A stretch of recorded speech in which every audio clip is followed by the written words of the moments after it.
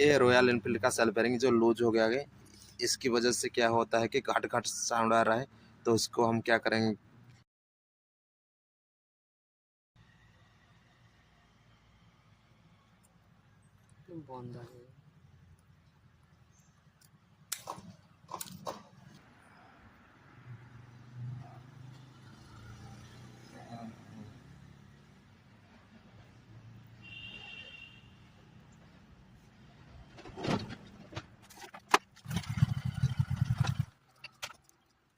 देख सकते हैं अभी पूरा टाइट हो गया।